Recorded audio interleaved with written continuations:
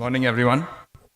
A proud privilege indeed, as in when I see the four luminaries on the stage, I'd like to thank Ty for, first of all, inviting me here and giving me a chance to share my perspectives on this.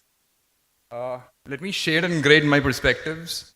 At 4th Ambit, we work with around 1,200 odd college communities across Kerala, Karnataka, which means 1,200 principals, which means Kerala Startup Mission, which means the ecosystem of Startup Karnataka, Startup India, NSDC.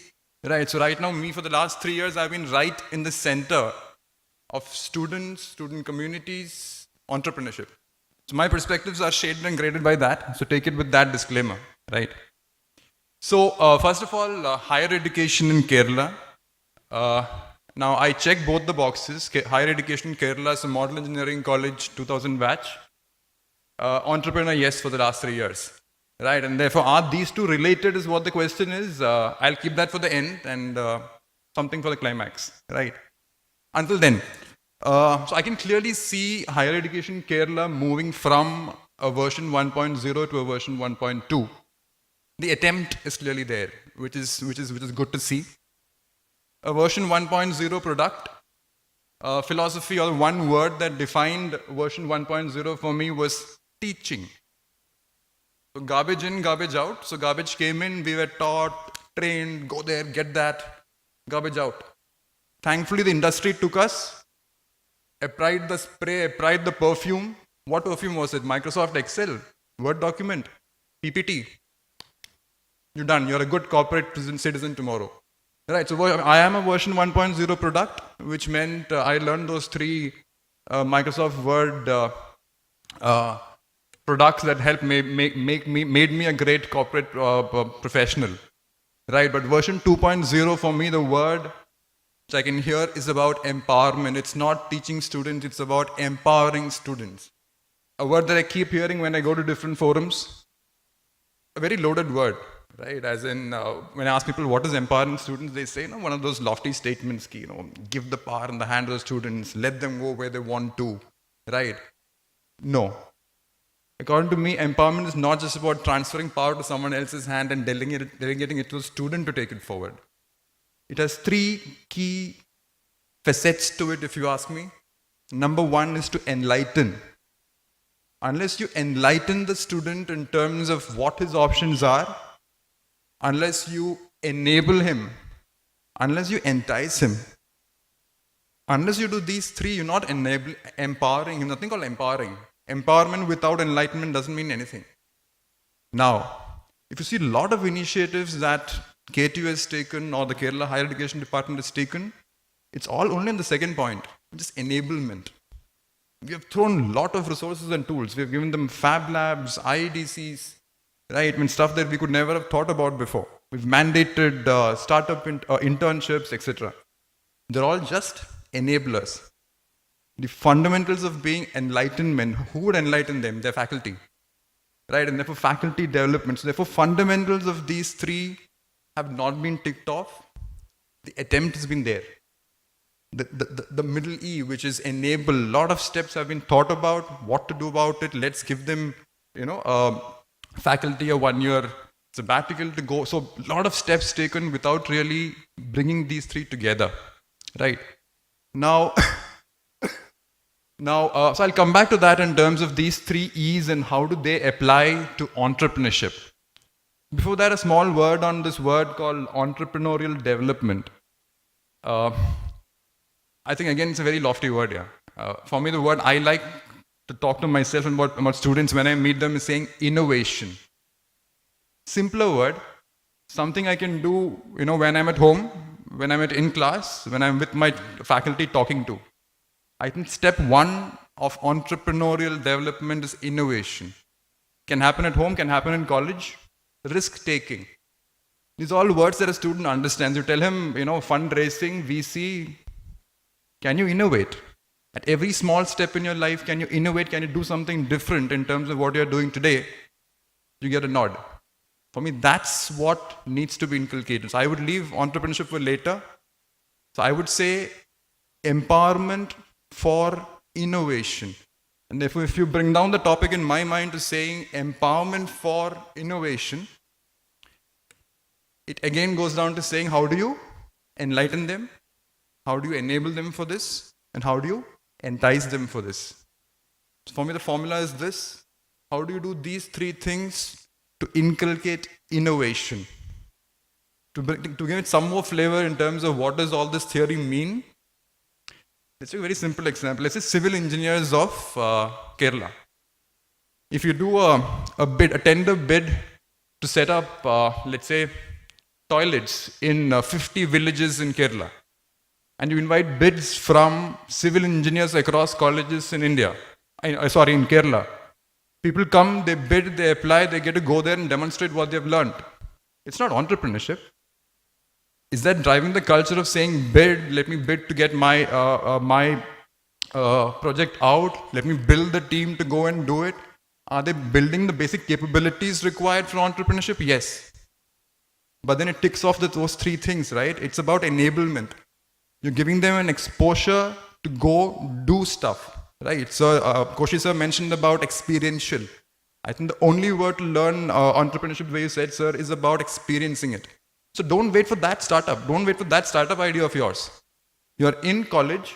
Use the opportunity to go down to that village, build the toilet space for them.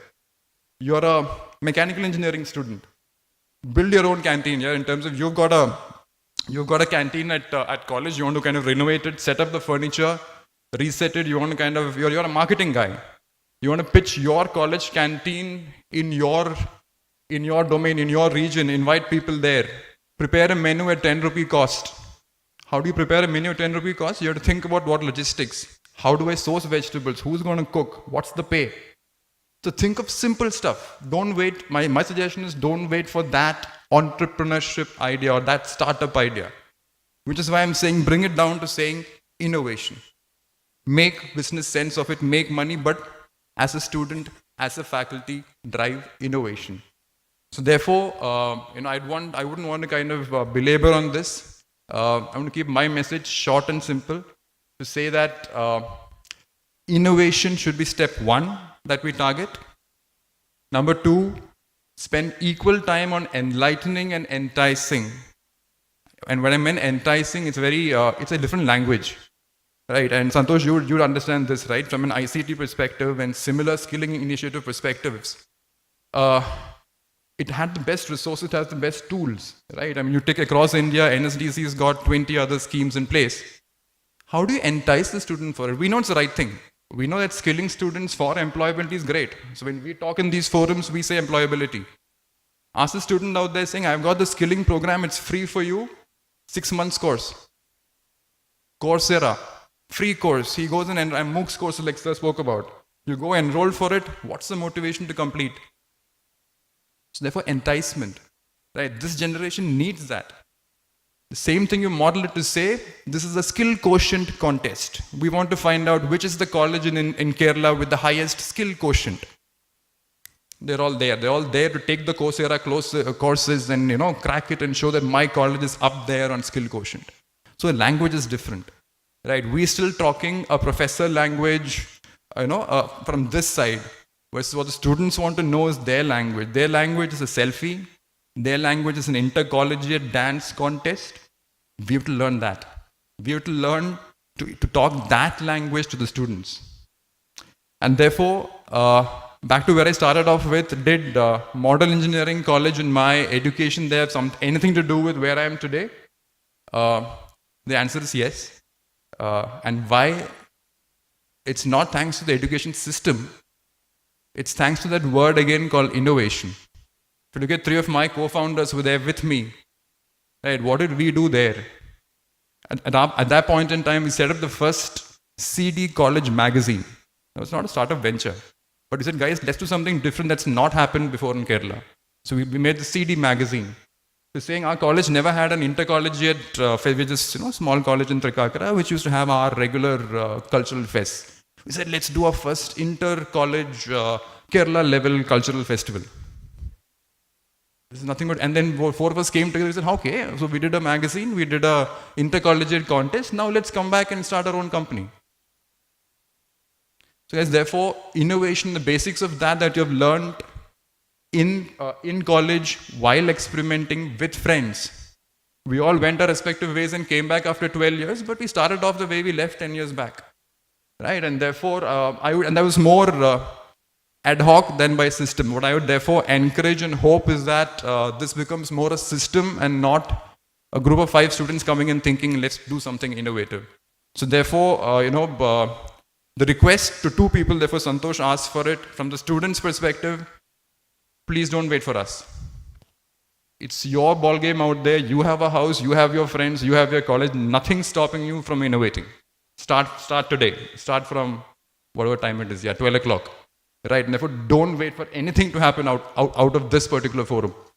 2, for policy makers, for decision makers, for TiE, I think the word is celebrate innovation.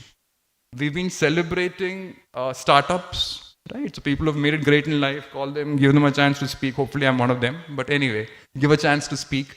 But more importantly, innovations. Let's not think lofty in terms of saying startups. Celebrate, and the only way that students are enticed is the word celebration.